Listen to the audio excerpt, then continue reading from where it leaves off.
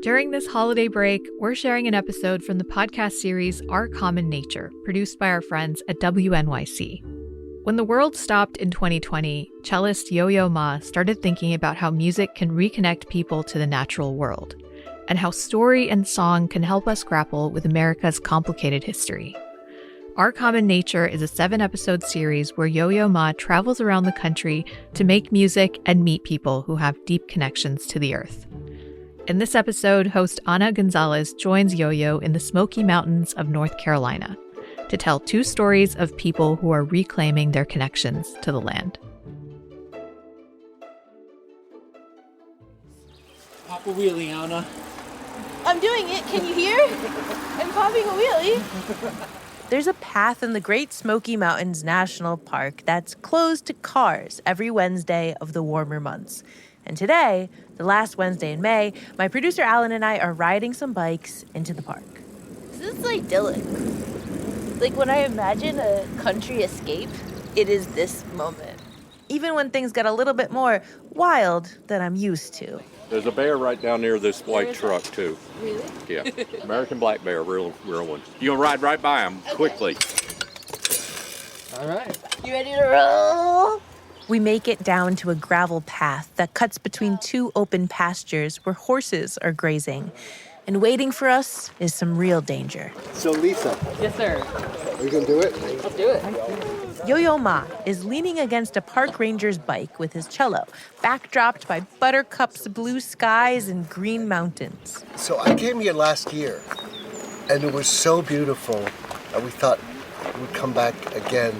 And I thought it would be nice to listen to the birds, listen to some music, and see what happens.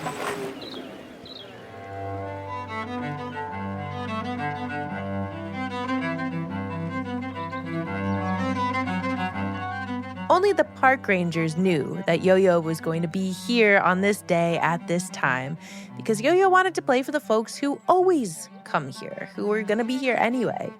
And that's what he did. We were eating lunch and stuff like that, and is that Yo-Yo Ma? Is that Yo-Yo Ma? We were going to go on a hike, the girls were. Then we said, that's Yo-Yo Ma. I think there's so many layers of history of people and land and place, and this adds another layer and another chapter to that story. Makes it more rich. The Great Smoky Mountains are great. They're breathtaking, rolling across hundreds of thousands of acres from North Carolina into Tennessee. This area is one of the most biologically diverse places in the United States. And the human histories here are just as complex. Each history is part of the truth. And it's not like your truth is better than mine. It's like we have to live with each other's truths. And if we put them side by side together, we will find truth. And we can do that in music, because that's what we do in music. We could put everybody on the same stage to say, tell your truth. I'm Ana González, and this is Our Common Nature, a musical journey with Yo-Yo Ma through this complicated country to help us all find that connection to nature that so many of us are missing. We climb mountains, play music, drive dirt roads, recite poetry, traverse rivers and oceans in our own brains, all to figure out how to better live on our planet together. And in this episode, we'll hear 2 stories from 2 different parts of the Smoky Mountains. Stories of individuals reconnecting themselves to the land and their families after generations of separation.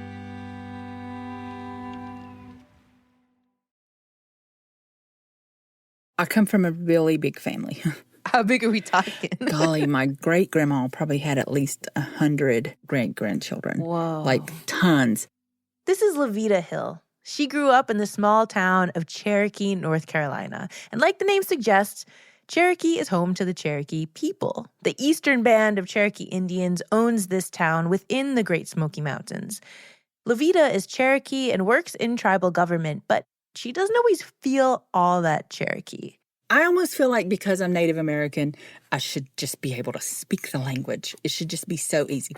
But I also believe when I go fishing, the fish should just jump out to me because they they feel my connection with the land or something. But that's never the case. I'm a terrible fisherman. I really want that to be true. It's like Lavita goes out. It's like everyone wants Lavita on their boat because the fish just jump in. Just jump in. Yeah. But no, so that's not the case. Lavita was raised by her grandmother as part of this huge Cherokee family. So my grandmother's siblings visited a lot. And whenever they visited our home, that's the only time I heard my grandma speak the language. She's talking about Tsalagi, the Cherokee language. Lavita never learned it. My sisters and I, we would say, Grandma, why don't you teach us how to speak? And that's whenever we learned that. It was to protect us rather than to just keep something from us. Because Lavita's grandmother went to an Indian boarding school where she learned to keep her language hidden. She would have loved for us to learn. But I also feel strongly that what she did for us, for me and my sisters after our mom died, was to protect us and keep us safe at all cost. And for us, the cost was the language. You maybe know about Indian boarding schools. They've been in the news a lot recently. Native kids from all over the United States and Canada were taken from their homes and placed into schools that would require them to wear non-native clothes and speak, read, and write in English only. Mary Crowe, a Cherokee elder, remembers them. But we had a boarding school here in Cherokee. Mary and Lavita's family go way back. I've known Lavita since she was born. Call her Muffin. All her and her sisters remind me of their mother. Beautiful, strong, lovely. Mary didn't go to a boarding school, but her dad did. My father was sent to the boarding school in Chilocco in Oklahoma. Got taken away from home when he was 10 years old. He ran away. He got sent back. I'm sorry it's bringing up so much No, stuff don't for apologize. You. Yeah. No, Okay. this is healing. Okay, good. This is healing. Okay.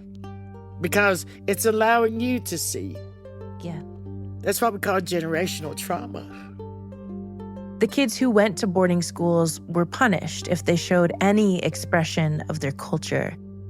A 2022 report found hundreds of graves of kids at these schools.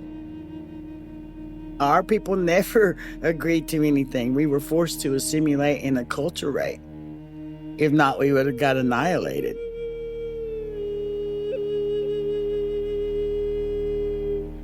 Today, there are about 14,000 members of the Eastern Band of the Cherokee Indians, and only 200 Tsalagi language speakers. Which is sad. I'm missing a huge part of me and my culture because of boarding school and because of what it did to our people. This hurt is part of the landscape of the Great Smoky Mountains. And it's a familiar hurt to so many Indigenous people around the country and the world. It's that attempt at erasure, the grief of cultural loss. So any movement towards rebuilding Native culture is worth celebrating, even if it's just a post on Facebook. I shared something on my social media where it was done in the Yellowstone National Park. They changed Doan Mountain to First Peoples Mountain. In 2022, Indigenous groups from across the country were able to change the name of a mountain in Yellowstone National Park to recognize the Indigenous people who called the land home before it was a park. And the news lit up Native social media. And then it was really like, well, why don't we do something? Why don't I do something? And I said, Klingman's Dome. And Lavita jumped on it and she went, yes, yes, yes. Klingman's Dome is the tallest peak in the Smoky Mountains. You can see it from Cherokee. It's been made into a tourist spot. You can drive up there, walk around, take some really nice photos. But this mountaintop is more than just a lookout spot. Why did you think to say Klingman's Dome? Because my dad. Mary's dad was one of the first workers who created its trails. My dad worked with the Park Service as a trailblazer. They'd have to hike these trails. But me and my brothers, we would go with them all the time. And he would always tell me about these trails that our people took. You know, those were our roadways. So we have this English name, Clingman's Dome. And by the way, Clingman was a Confederate brigadier general who really liked mountains. But you can see Clingman's Dome from Cherokee lands. Mary and Lavita might not speak Tsalagi fluently, but they know enough to know that the language reflects the land, and that every word of it emerged out of the Cherokee people's experiences. This mountain has to have had a Cherokee name. Let's go find it out. They asked some language speakers and cross-referenced that with books, and they found a word. Kowohi. Kowohi. And what does Kowohi mean? Kowohi is the mulberry place. Singular. Kuwa, Kuwa, is a mulberry. Kowohi is mulberry place. Ha. Lavita and Mary do some more research, and they find maps that go back before Clingman was even born. That was Kowohi. It was Kowohi for 10,000 years, and it's documented, and you can see it. The ball began to roll. Mary and Lavita decided to take their work outside of Facebook Messenger and try to officially change the name of Clingman's Dome back to Kowohi. They started local. They got an interview with the local newspaper who wanted to meet them at the top of Kowohi. So Mary and Lavita, they got in the car, they drive up to the top of the mountain, and then Lavita had this moment where she felt that old insecurity. Maybe I'm not the right person for this. I don't speak Tsalagi. I don't know how to fish. I'm not Cherokee enough. And so I'm up there at Kowohi about to meet this woman to talk about this for the first time, and I'm texting my sisters, and I'm like, I'm just so scared. But my little sister, she's just like, no, you cannot be scared because your ancestors are there. They're with you and we're with you. And this is what you're supposed to do. It gave everything a whole new purpose. Because before, I just didn't know better. I didn't know that this is something that I'm supposed to tap into or that I'm supposed to let guide me. So it's like you're reclaiming this name for a mountain, but you're also like reclaiming parts of yourself that you didn't know that you even had. That I didn't even know that I had. Exactly.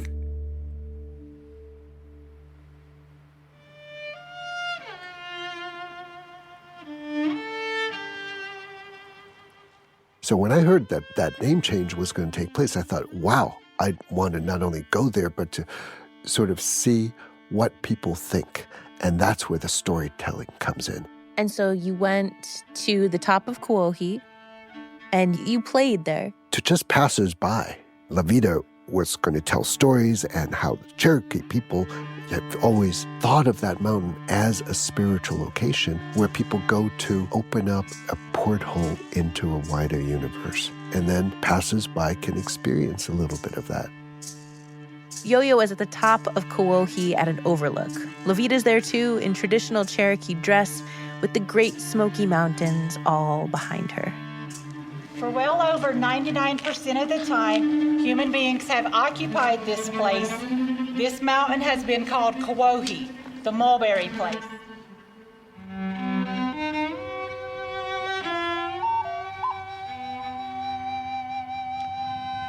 And there was a great crowd that gathered. And there was some rumor that Yo-Yo was going to play, but they didn't know that they were going to learn this history. But they stayed, and they listened. Because what we're all hoping, and this is happening, is that this magical place will have an old name. And today we're seeking to have her rightful name restored. Yes.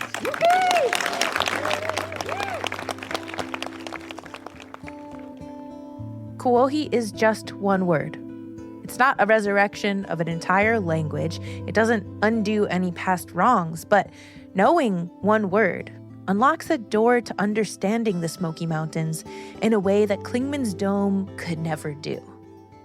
When Cherokee people look up from the mother town of Katua, they'll see Kowohi again, and they'll know her name. They'll know that along her trails, they can find mulberries and a connection to thousands of years of stories. And in September of 2024, the U.S. Board on Geographic Names approved the name change. Clingman's Dome is now Kawauhi once again. None of this is for me. This work is for our brothers and sisters and for our ancestors. They were so intelligent and that they refused to leave. The mountain is always going to be there, right? But, what is that mountain geologically? Right. What is that mountain to a squirrel living on the mountain, right? Yep. Or to birds that fly over. Yeah. So a mountain is all of those things. And I think the more you think about it, then the mountain becomes more and more part of you. And when something becomes part of you, you want to take care of it.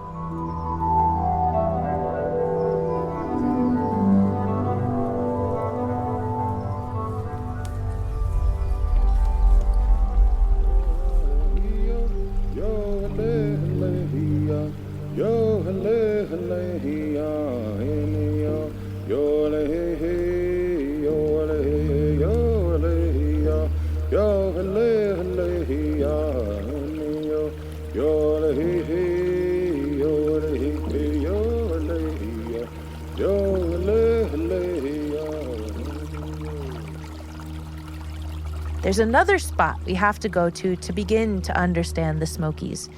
It's a spot along a river in the woods where the water grinds like time itself, to where there's a clearing right off of a parking lot where worn-down stones lay over unmarked graves. Tiny, like 7 graves and a little, maybe 6 by 8 and little strips of mounds. And there were no names, no tombstone, nothing, but we knew that it was a grave, and we knew probably it was a slave gravesite. And for the people connected to this place, honoring the life here hasn't been easy. My ancestors are buried there, so it's an important place to me. But it's also very hard to be there. That's coming up next after the break.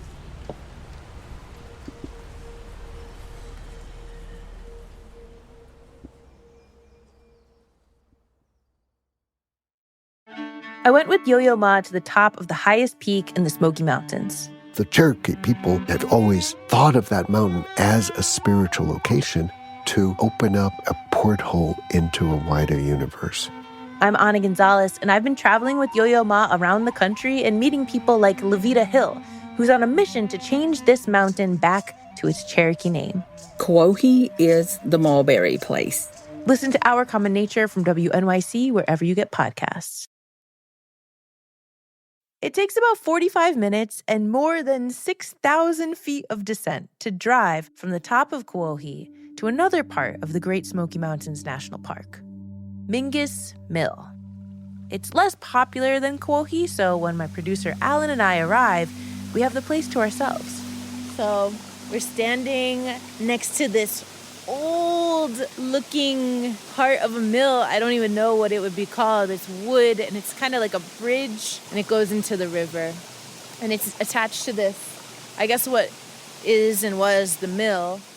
This is one of the first times in my working memory that I've been to a mill, and I was really excited about it because the name, Mingus Mill, as in Charles Mingus, one of the greatest, most unique, prolific jazz bassists and composers and band leaders of all time. I am a Mingus fangirl, truthfully, because I grew up playing jazz bass, and Charles Mingus was one of my heroes. His playing was tenacious, and his compositions were communal and raw, and Mingus was just beyond cool. He spoke his mind, and he was a proud Black man in a time when it was dangerous to be that. So I knew all of this about Charles Mingus, but I never knew where he came from. And it never occurred to me that the history of the Mingus family went deeper than just Charles. It should have, but I didn't even know what grist was. I think grist is corn? Alan finds the historical placard, thank God. Right up top, first line. You didn't make it without corn. Everyone ate cornmeal, sometimes 2 and 3 times a day. The placard goes on to say that the Mingus family owned this mill until the 1930s, when it was taken over by the National Park Service. Mingus was the largest grist mill in the Smokies. And no one's really here, but the mill's still going, still grinding. The history of this mill holds a lot more weight than a plaque can really tell you. It holds a family history.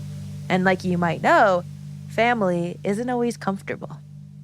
I heard about the mill from my father and other Minguses in the family, but it wasn't necessarily like, oh, this is a great place in North Carolina. It's like, yeah, it's where your great-grandfather was enslaved, And this is Eric Mingus. His dad was the late, great Charles Mingus.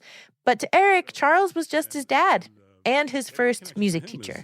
I played cello from a very young age, and I've always loved that instrument. It's also the instrument, my father taught me on that. He taught me it with the eye to bass, so it was sort of funny. He was like, we'd tune it to the bass, or we'd tune it. Oh, really? Yeah, he was trying to free me from Western music in a weird way, but give me the technique to play the instruments, and speak my voice, but not be connected to the page.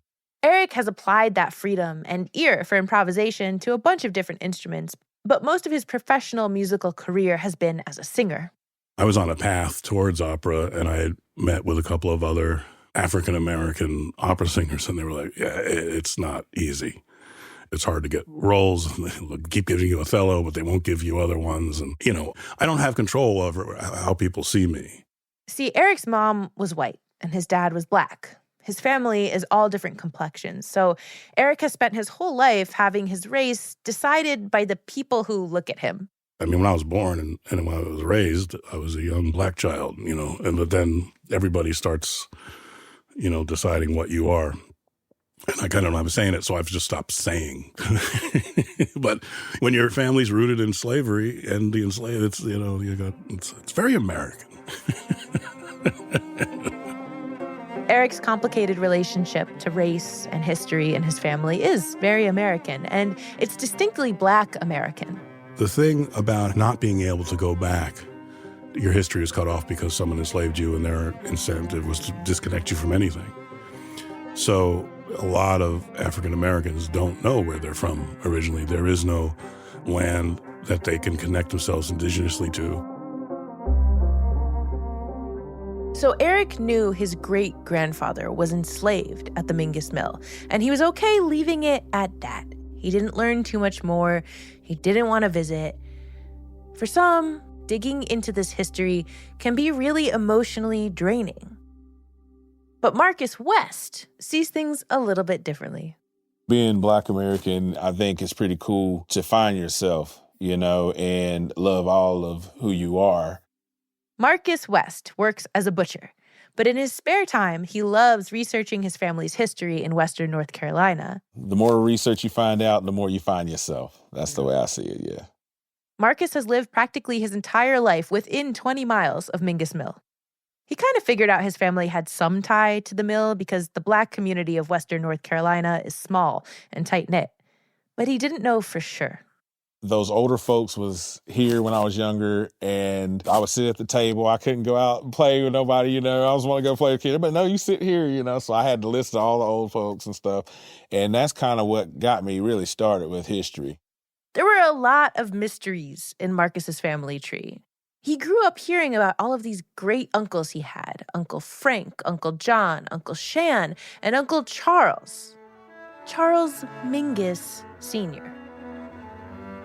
So I didn't know that Charles Mingus Jr. was Uncle Charles's son. See, I didn't know You didn't know? I didn't know the whole thing until the story just kept growing. How many people could be named Charles Mingus? It was just because that's Charles Jr. And I was like, well, wait a minute. I was like, oh, that's Uncle Charles's son. So I was like, well, Dad, did you know you had some jazz royalty in your family, here. So Marcus found out he was related to the Charles Mingus Jr., but he didn't know why that connection to Uncle Charles, Charles Sr., didn't last. Why didn't he know about this sooner? And he realized it had to do with the first Black Mingus, Daniel Mingus. Daniel, my great-grandfather, was enslaved, but then freed and stayed on working with the family. Here's Eric again. And Daniel was an incredible woodworker, builder. He built the Mingus household that they lived in, and we believe he built the mill. That's what my family was told. Daniel was enslaved by a white family with the last name Mingus. He took their last name. And after slavery ended, Daniel stayed on to work for the Minguses in the mill. He got married and had a family, but he also had an affair with the granddaughter of the white Mingus family. They had a son together, Charles. This was a scandal for 1870s North Carolina. The white Minguses tried to cover it up. They claimed Charles as one of their own. That meant saying he was not Black. But they didn't treat him very well. Eric was told that this Charles, his dad's dad, had a pretty terrible childhood. His family basically threw him out and abandoned him. Charles I ran away from home as a teenager and never looked back. He settled eventually out west, and he lost contact with the rest of his family back in North Carolina. He had a kid who would become Charles Mingus Jr. Charles had Eric, and they lived and traveled all around the world. As the Mingus name grew more popular, that mill was still grinding away in the Great Smoky Mountains. And people say, oh, did you ever go? I'm like, well, why would I? You know, it's not really a place of good memories. After the Great Smoky Mountains became a national park, the mill became a historical tourist spot. But the only story told there was that of the white Mingus family. And it popped into Eric's life again because he started seeing people tagging him and the Mingus mill on social media. I started seeing a lot of like these bass players going to the Mingus mill to be like, hey, Mingus mill, like thumbs up. And I was like, well, you know, Mingus is a slave name. So in an odd way, the Mingus mill is honoring the enslavers, not the enslaved. Eric didn't know about his cousin Marcus, and Marcus didn't know about Eric. Eric still had no desire to go to the mill, but then there was a tortoise. Yeah, she's here, Tasha. Eric and his wife adopted a tortoise named Tasha a few years ago. Yeah, we never thought of ever having a desert tortoise as a pet, But then they had to drive across the country to get her home. because apparently you can't fly with a tortoise. And I said to my wife, why don't we just stop? They were in North Carolina. Well, you know, it's a two-story building. It's a pretty tall building for what it is. It's on stilts, and there's this water feed trough that goes to it. You know, it makes this amazing sound, and it's a building that kind of feels alive just because it has a purpose. But it was still sort of daunting, you know, like I don't know how to really explain it, but it's kind of going, well, you know, historically we weren't wanted here, you know, or we were wanted there until we couldn't. We were brought there, and you know, so it was a little strange connection to that land there. You know, my ancestors are buried there, so it's an important place to me. But it's also very hard to be there. Eric and his wife went from the mill up a short, steep path to a clearing in the woods where there were a couple of stones. And underneath it, according to the Park Service, lay bodies of people who were enslaved. This is the Enloe Slave Cemetery. For a while, I would just sit there on my own and just sort of be there. You know, not really talk, just sort of try to have a feeling for the place and listen.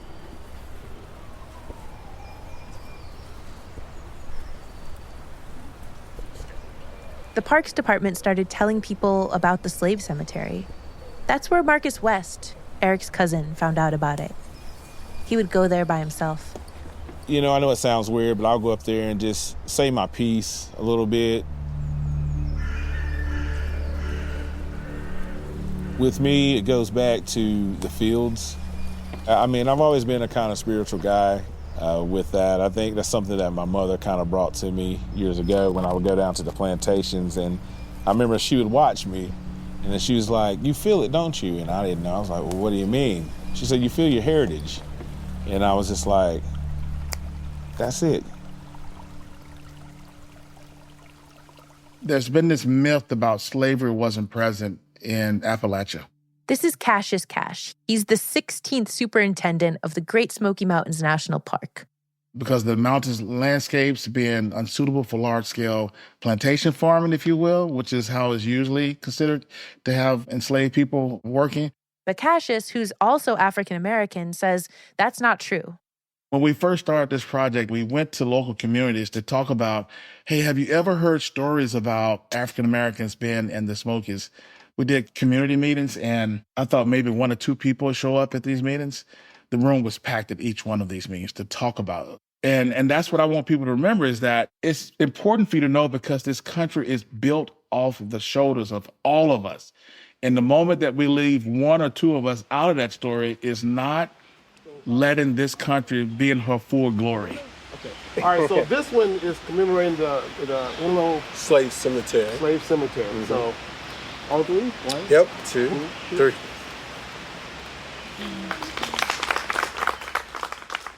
Cassius Cash is at the Mingus Mill hosting an unveiling ceremony of 2 plaques, or waysides, that explain the history of the mill and the Enlow Slave Cemetery across the parking lot. Thank you for that. And if you want to get started, we can leave. We walk up the hill as a small group, probably around 20 people. So before we start our performance, we're going to let Eric Mingus say a couple of words. Eric? He's caught his breath now, right? We hope. This has been an amazing journey. I'd always heard about Mingus Mill in this area, and as Eric speaks, he begins addressing a few people in the crowd directly. I had discovered a family here, the West family, who clearly didn't get very far. Right. This performance was the first time that Eric met Marcus in real life. And Marcus brought along his dad, Adam. It was amazing, to shake hands and give him a hug. I was kind of dressed up a little bit, and everybody was saying, he's sharper than anybody here. You make it look easy, man. I'm proud to say family. That's what I'm saying. Eric said, that's family. That's family. Despite the laughter, it's not lost on everyone that this reunion is on top of a burial ground for people in their family who were enslaved, and until recently, forgotten about. Family isn't comfortable. Relationships aren't easy. But if we don't talk about these things, and we don't acknowledge these things, what's to stop them from happening again?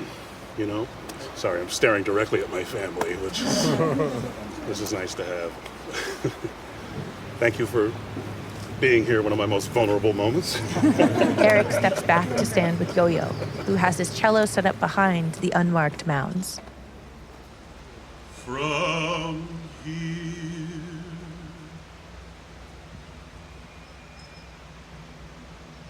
I hear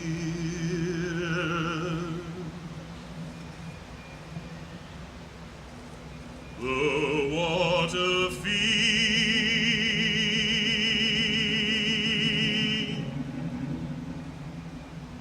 headed toward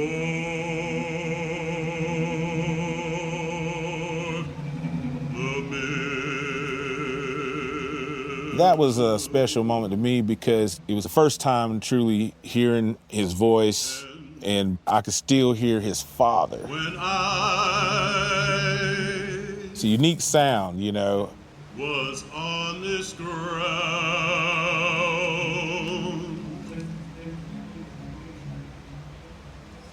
I felt some joy. I get the shivers, I get the goose pimples from hearing it. I mean, it is a deep personal expression. And through it all, the breeze in the trees. The first time he kind of lets it all out. I mean, I am frightened. I'm in shock. And, he's a master at that. He intends it that way. And that mill keeps on grinding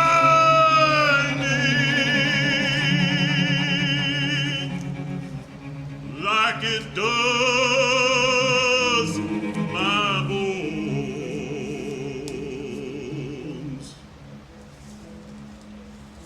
The sweat and blood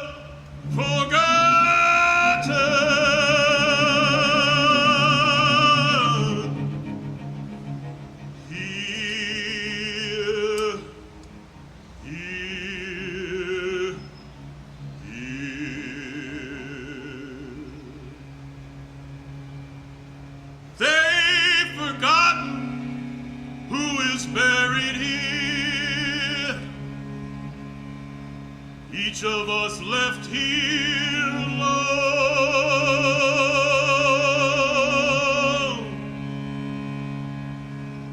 waiting for some distant family to stroll up here and drop a penny on my stone. I'm gonna tell you what I felt when I heard him sing that song. Cassius Cash, the guy who runs the park. I felt a sense of freedom at last. I mean, it was like Eric was saying, I'm free now. I'm centered. I've discovered who I am and how I move through this space. And he just let it rip that day in that performance. And I just like, oh my God, I was envious of him, you know, that his truth comes to him with clarity now. And it was expressed on that day through that performance. And I also hear what you're saying is that's not something that happens a lot, especially for African Americans. No, not at all. And that milk keeps on churning, and the tourist. It was the fact that he had enough trust in the group that this would be respected as a very intimate moment. He could say, this is who I am, this is how I can feel. That's incredible. That's part of his artistry. But we're here in the roots, and we're here in the sun.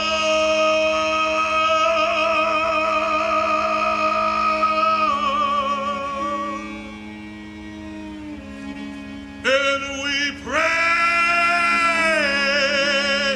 that the sun will come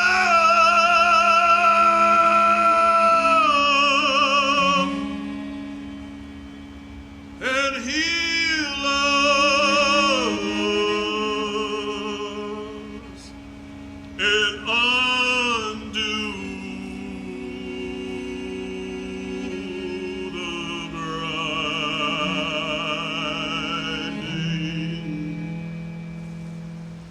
undo the grinding of our bones.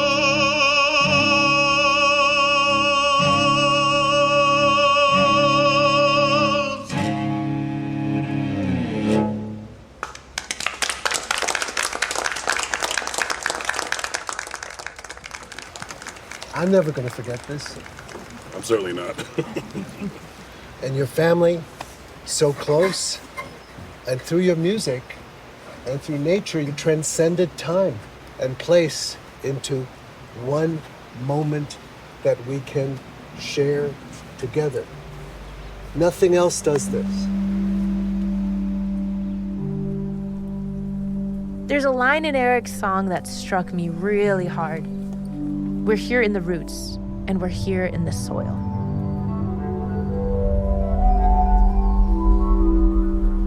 The Smoky Mountains contain endless contradicting histories. But those twisted roots hold the soil together.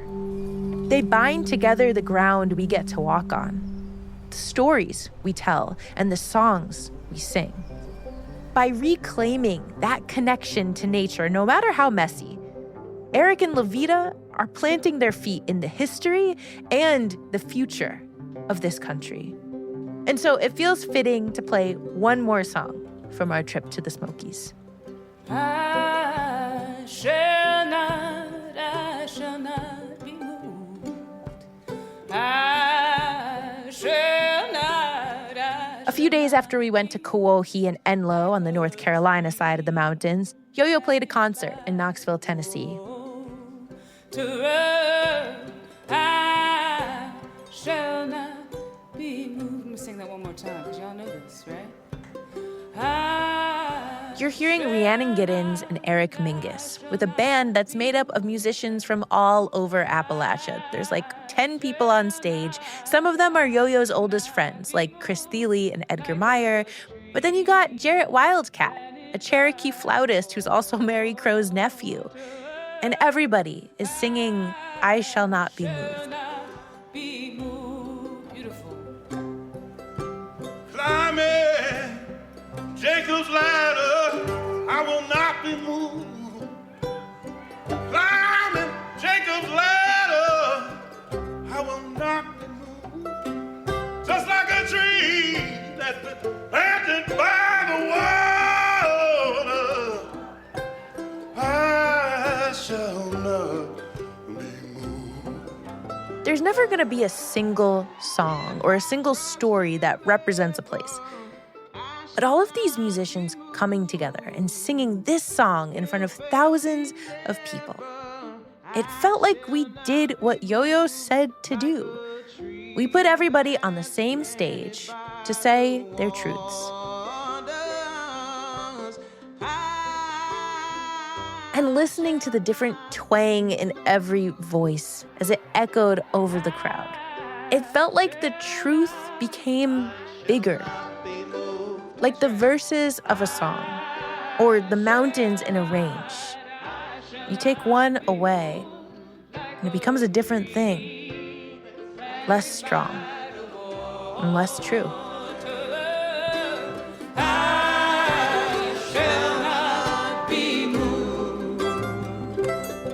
In the next episode of Our Common Nature, we go to West Virginia to hear about the ongoing impact of coal in a place where music snakes through the mountains like a river. Our Common Nature is a production of WNYC and Sound Postings, hosted by me, Ana González, produced by Alan Gofinski, with editing from Pearl Marvel. Sound design and episode music from Alan Gofinski, mixed by Joe Plourde, fact-checking by Anna Alvarado. Executive producers are Emily Botine, Ben Mandelkern, and Sophie Shackleton. Our advisors are Mira Bertwin-Tonic, Kamaka Diaz, Kelly Libby, and Chris Newell. Grinds My Bones / The Mill was composed by Eric Mingus. You can find a studio recording of Eric and Yo-Yo playing that piece in our show notes. It's so good. Flute and vocal performance throughout this episode by Jarrett Wildcat. Additional audio recording provided by Taylor McKay. Thanks, Taylor. This podcast was inspired by a project of the same name, conceived by Yo-Yo Ma and Sound Postings, with creative direction by Sophie Shackleton, in collaboration with partners all over the world. Our Common Nature is made possible with support from Emerson Collective and Tambourine Philanthropies.